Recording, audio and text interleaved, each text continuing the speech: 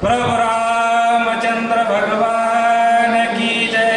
पवन सुत हनुमान महाराज की जय। समुद्र लंघनी दिसे आबाओ, स्वयं ते सिंहासन देहो, तोची हनुमंताची पाहो, स्वयमेव पुसता।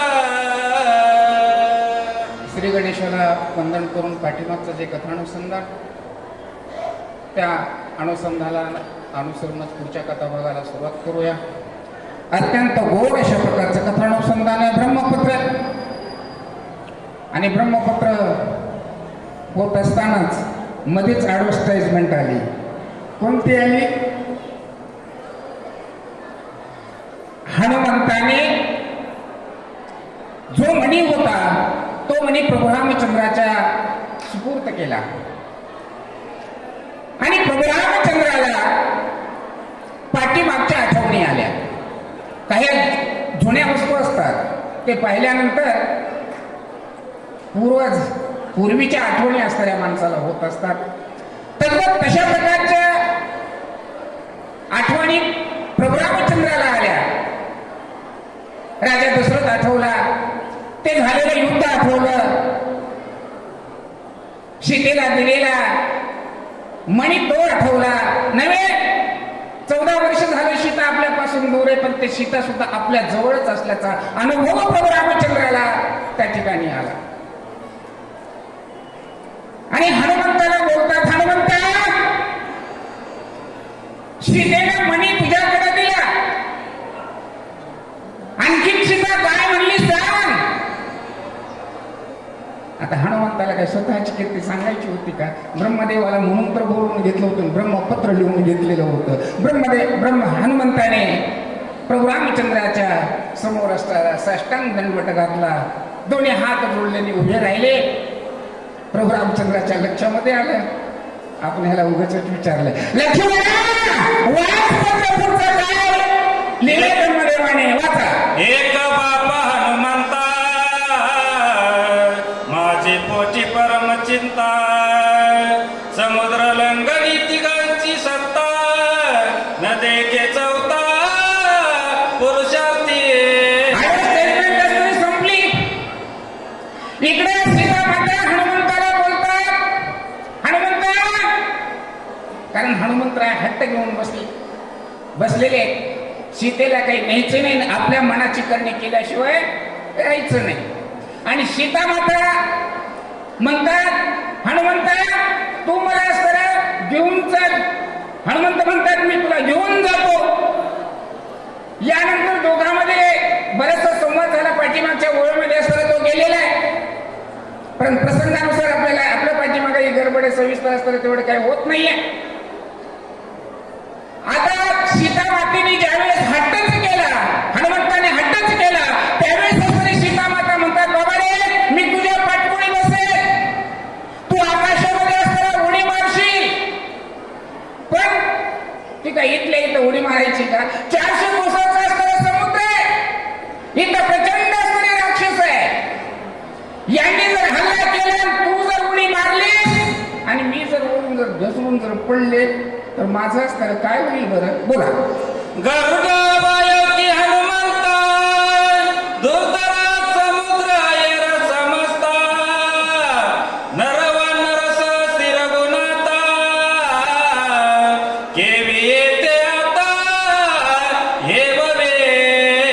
हनुमंता, अरे एवढा दुष्कर अशा प्रकारचा असणारा समुद्र आहे, तू एक साधारण असणारा वाढणार आहेस. इथं भयंकर अशा प्रकारचे असणारे राक्षस आहेत. तू या ठिकाणी पोहोचला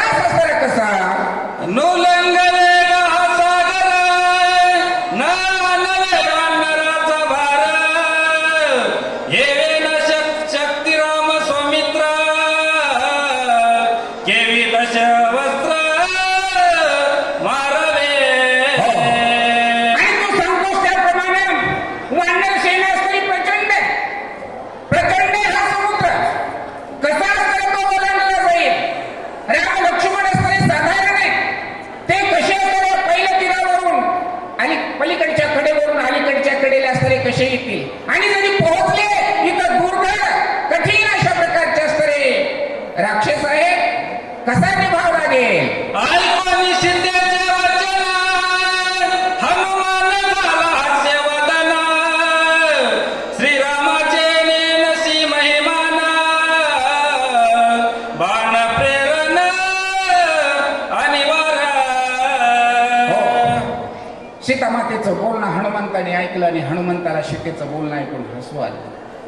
हनुमंतराय हसले. आई साहेब, तुम्हाला रामाचा प्रताप, रामाचं शौर्य, राम काय हे कळलेलं नाहीये. आणि खरोखरच जोपर्यंत असणारी ताकदवान किंवा आपल्याला सर्व काही असणारी देणारी वस्तू किंवा देणारा माणूस आपल्यापाशी असतो ना, त्यावेळेस असणारं त्याचं मोलच असतं आपल्याला समजत नसतं. ठीक आहे. आणि तो जर आपल्यापासून असताना निघून गेला तर त्याची असणारी त्याची किंमत असणारी कळते. ठीक आहे. आणि हनुमंतराय सुद्धा असताना तेच बोलतात. आई साहेब, राम कोण आहे? रामामध्ये ताकद काय आहे? रामामध्ये शौर्य काय आहे? तुम्ही जाणत नाही असतरी त्या रामाला.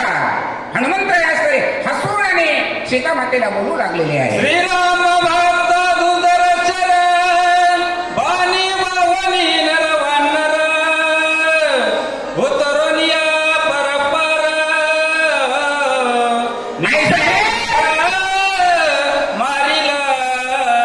माझा स्वामी असणारा जो राम आहे त्या रामापाशी दुर्धर अत्यंत तीव्र अशा प्रकारचे असणारे बाण आहे.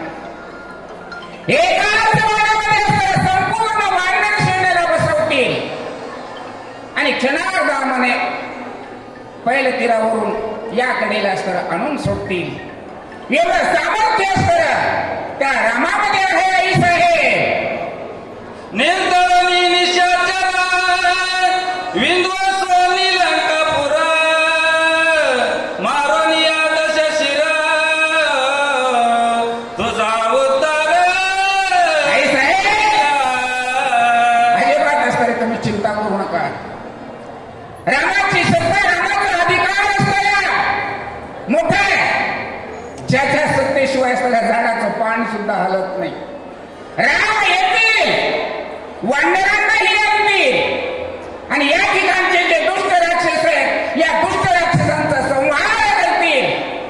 दश वदन असणारा 10 तोंडाचा जो आहे ना त्याचाही अंत करतील. आई साहेब, तुमचे सुद्धा असणारे ते सुटका करतील.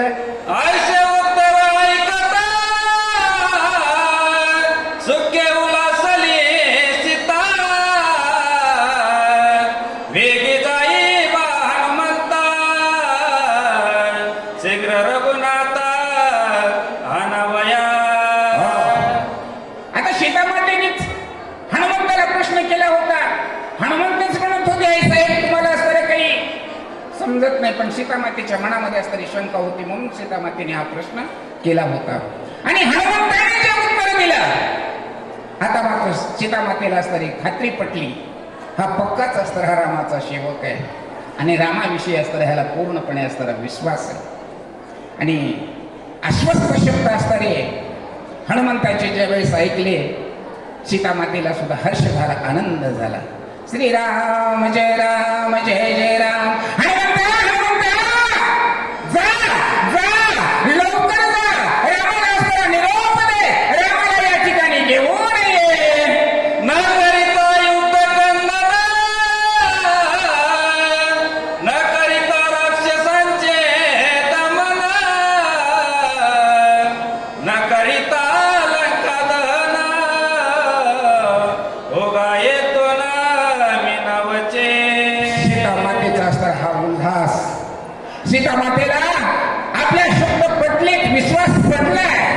हनुमंताला कळलं आणि सीतामाता लगेच जा म्हणतात, है की नाही. पण हनुमंताने विचार केला, मी आलोय ना, सीतामाता आपल्याला सापडली आहे ना, मग या ठिकाणचे राक्षस आहे, या ठिकाणचा राजा मोठमोठे होते, यांच्यामध्ये ताकद काय, यांचं शहाणपण किती, यांच्यामध्ये असणारा दिमाग किती आहे, हेही असणारं आपण थोडंसं आजमावून पाहिलं पाहिजे.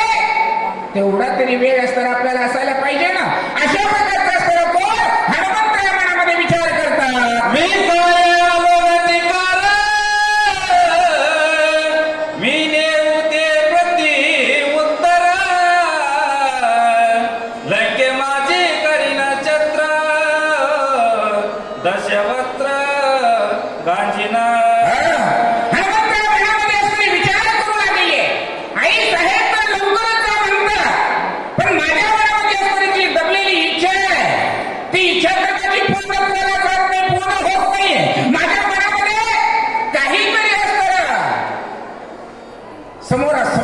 प्रॅक्टिकल व्हायला पाहिजे, प्रत्यक्ष कसं या ठिकाणी व्हायला पाहिजे आणि त्याचा अनुभव असताना घेतला पाहिजे. तोपर्यंत जायला नाही पाहिजे. काय करावं हनुमंत डोकं खाजवू लागलेले, विचार करू लागलेले आहे. राक्षसांचे बळ किती सैन्य क्षेत्र शक्ती अवघी तुकी नमी मारुती रणयुत्पत्ती. मी रामाचा सेवक आहे, सर्व काही असतं माझ्या हस्तगत आहे. रामाचं सामर्थ्य, रामाचं बळ असतं माझ्या पाठीशी आहे. हे राक्षस असणारे एवढे अवाढव्य असणारे दिसतात, हो हे आगडबंब असणारे दिसतात, परंतु नुसते आगडबंब यांच्यामध्ये तेवढी ताकद बी आहे, यांच्यामध्ये काही दिमाग आहे का? यांचा शस्त्रसाठा कसा, वानर सेना यांच्या बरोबर युद्ध करू शकेल की नाही, पुढचं अनुमान असतं त्या ठिकाणी घेतलं पाहिजे.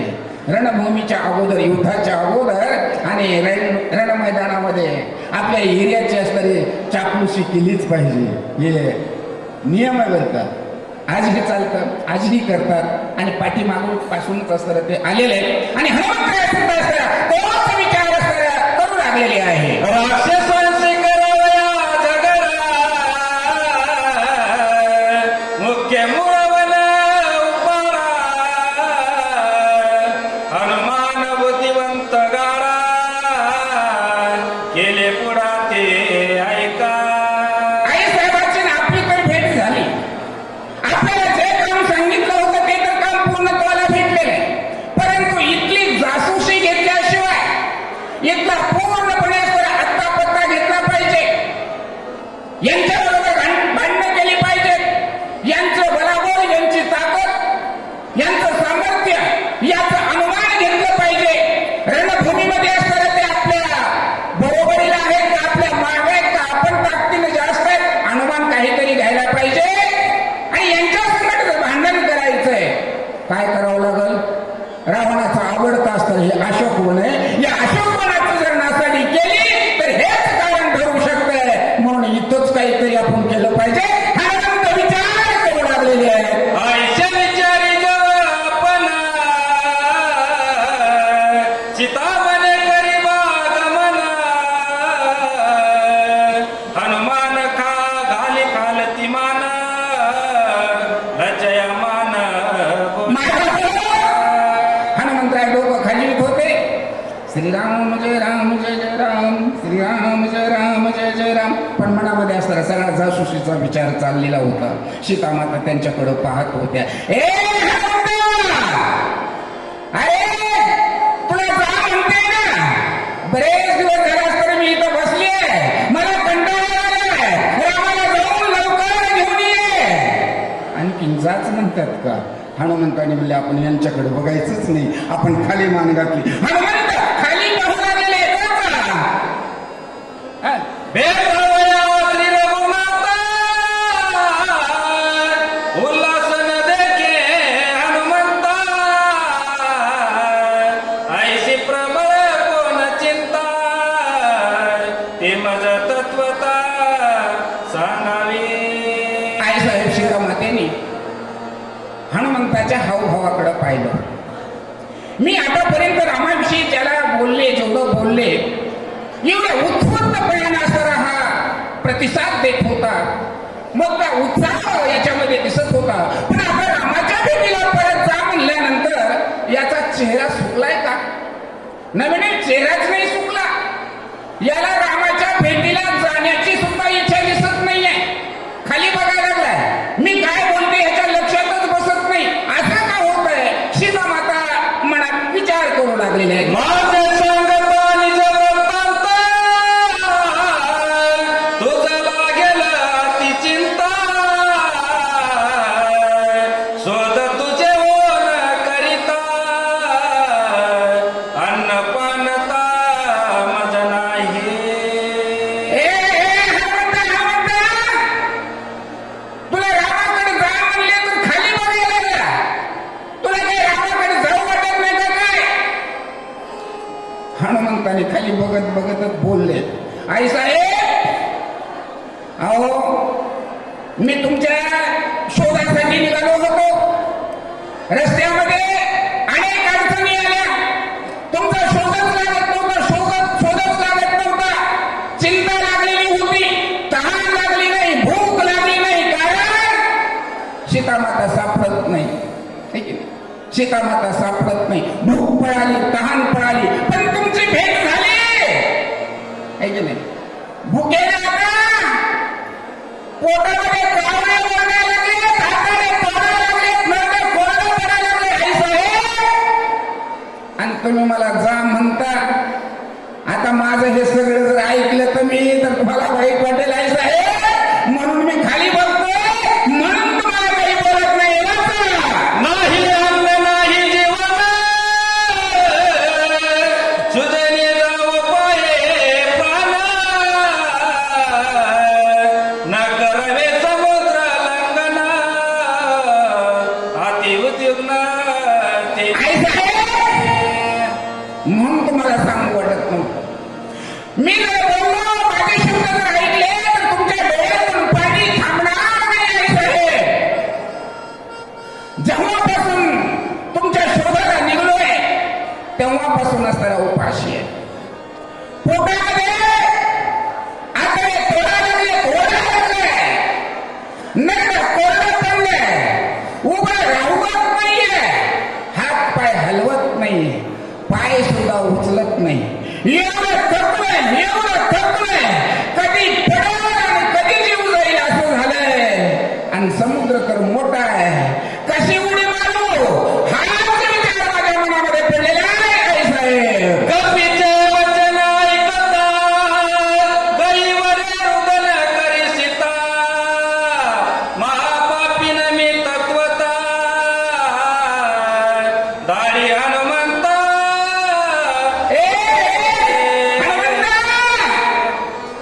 हनुमंताचं बोलणं असताना सीतामातेने ऐकलं आणि बहिणीवरून कंठ असताना सीतामातेचा आलेला पाण्यानं डोळे असताना डबडबले.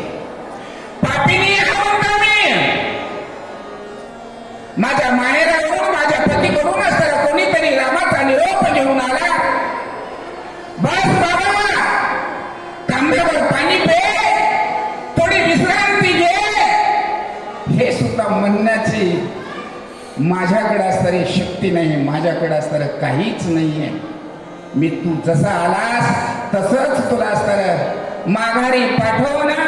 ही माझ्या दुर्दैव, ही माझ्यावर वेळ आलेली, हा माझ्यावर ओढवलेला प्रसंग आहे हनुमंता. मी असणाऱ्या वाईट परिस्थितीमध्ये सापडलेली आहे हनुमंता. हे माझे करे कंकण, लंके माझी जावनी आपण, घेवनी चतुर्विद्यान्न, करे भोजन.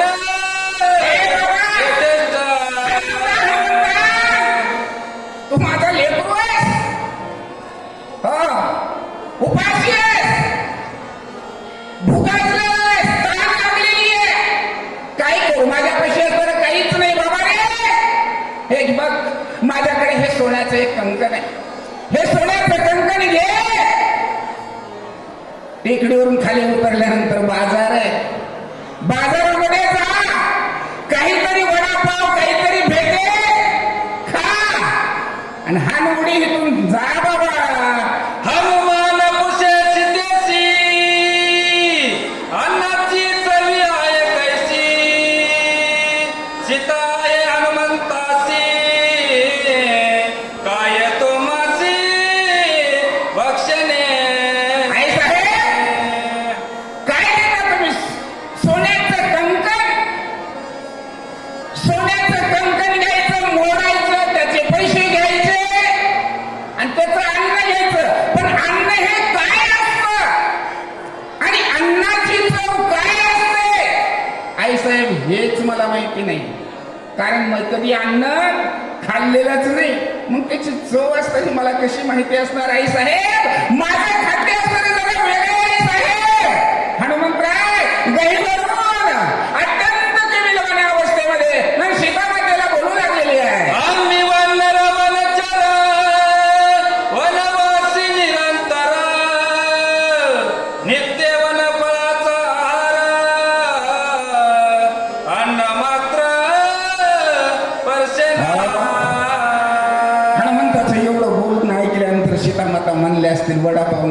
इडली डोसा खा, काहीतरी खा. नाही आई साहेब, आम्ही नित्य वनचर, अहो रात्र आम्ही जंगलामध्ये राहतो. या झाडावरून त्या झाडावर, या टेकडीवरून त्या टेकडीवर, हे फळ घे ते फळ घे, या झाडावरून त्या झाडावर उडी मार, असे अनंत फळांचा उपभोग असताना आम्ही घेतो. त्याची चव असताना आम्हाला माहिती आहे आई साहेब, कारण हनुमंताचा इशारा कुठं होता, तिथं झाड होतं ना. मग ह्या झाडावरून त्या झाडावर, त्या झाडावरून त्या झाडावर उड्या मारतो आणि जे चांगले फळ मिळतील ते फळ आम्ही खातो. माझे मोरणी कंकण, लंके माझी फळे संपूर्ण, आवडे ते घेऊन आपण फळ भोजन करे बापा. मोठे माणसं असतात, चतुर असतात बरं का.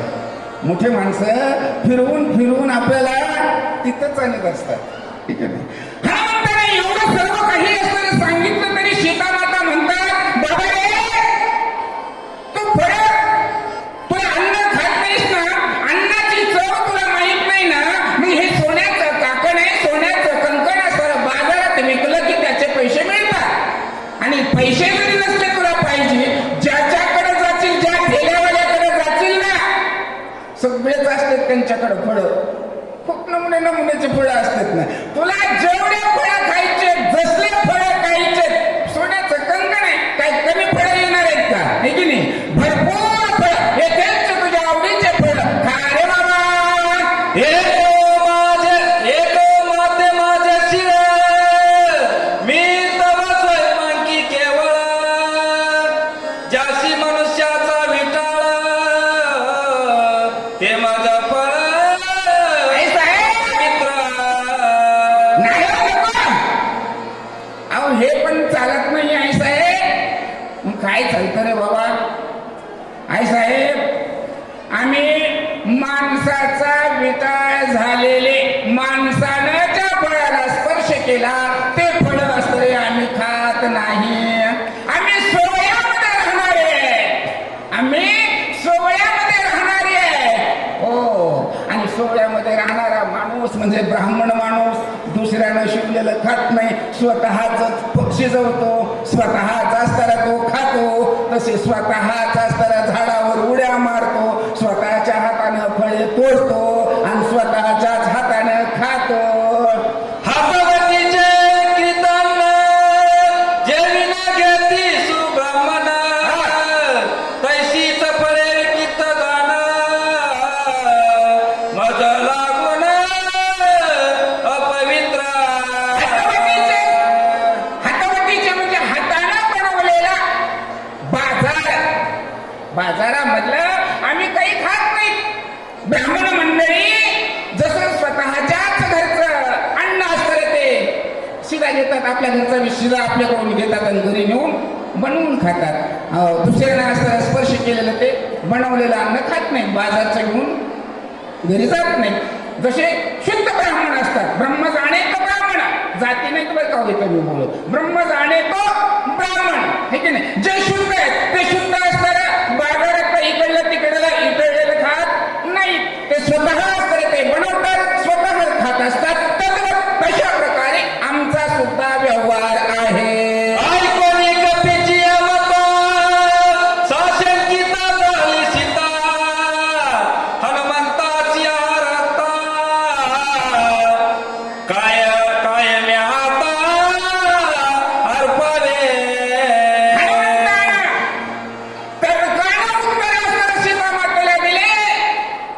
सीतामातेचा सुद्धा तर्क संपला. सीतामातेनं सुद्धा आपल्या डोक्याला हात लावला, बाबा रे काय काय समजावं तुला, सगळ्याच प्रश्नाचे उत्तर तुझ्याकडे, काय करू मी आता बोला. याची अशकवनात फळे आहेत अत्यद्भुत, यासी लाविताची हात, करतील गात राक्षसा. प्रश्नाचे तुझ्याकडे उत्तर आहेत, मी काय करू बाबा. हनुमंतानं हात दाखवला, बघा कसे डुलक्या मारायला लागले तर बाबा.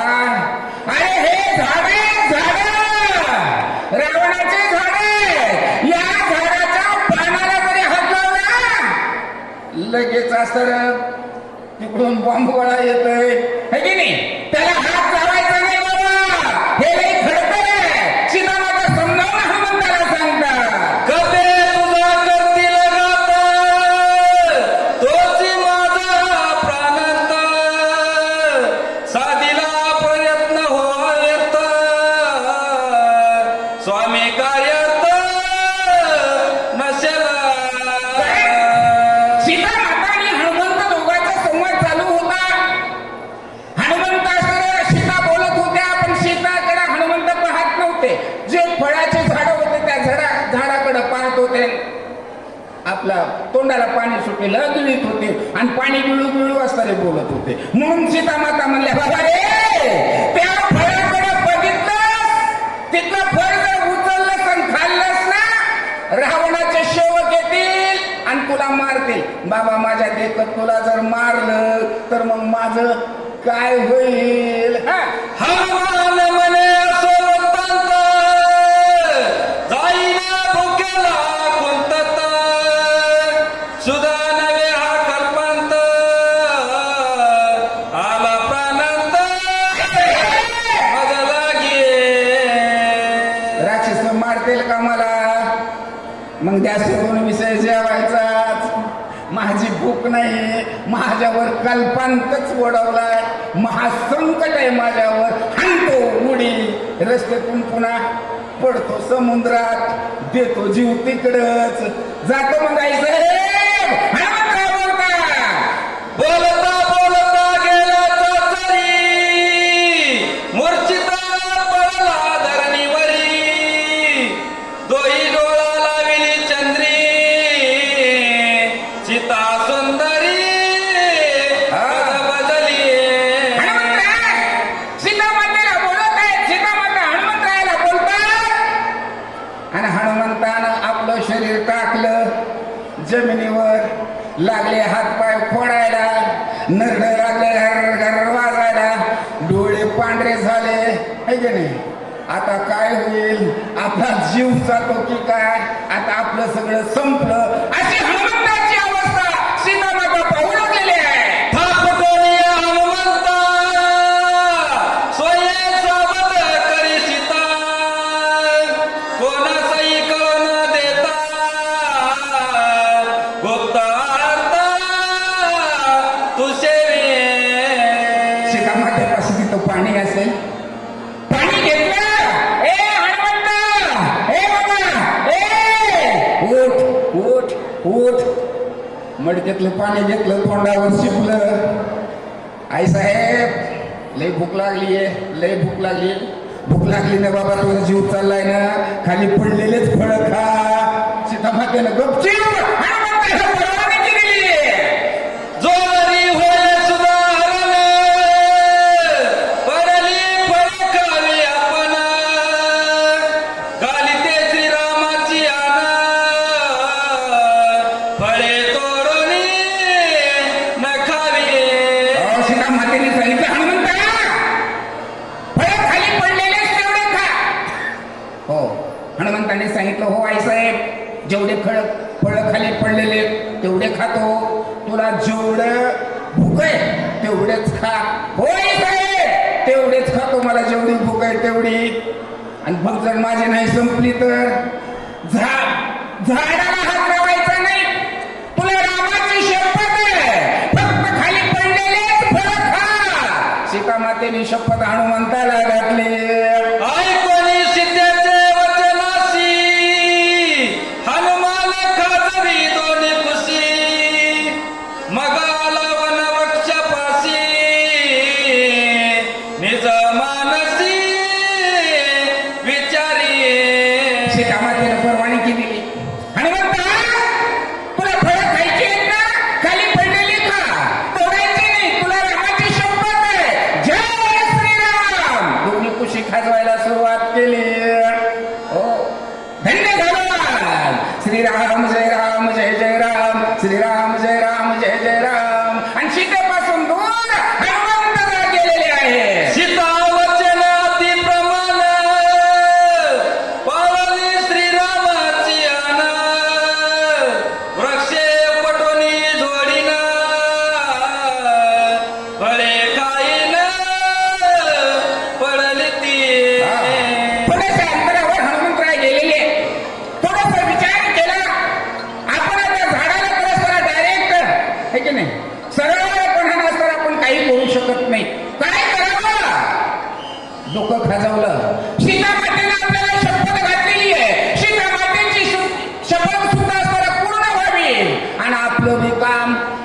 व्हावं असं काहीतरी केलं पाहिजे. हनुमंत विचार करू लागलेले आहेत. ऐकोनी हनुमंताचे व्रत श्रीराम गदगद हसत सुग्रीवादी कपी समस्त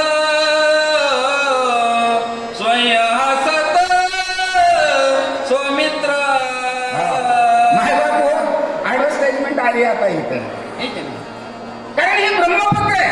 ब्रह्मपत्रामध्ये लक्ष्मणराय वाचत होते आणि जसा जसा पत्रास्तर पुढे वाचत जात होते इथपर्यंत हा मजकूर आला.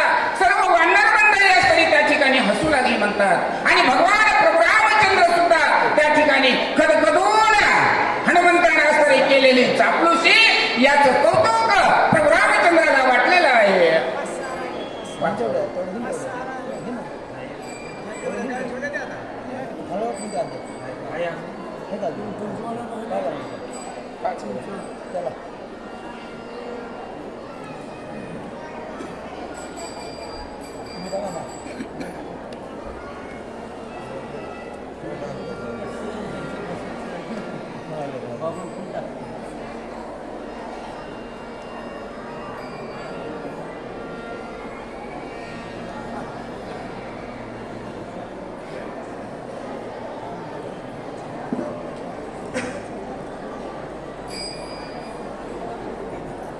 प्रभु रामचंद्र भगवान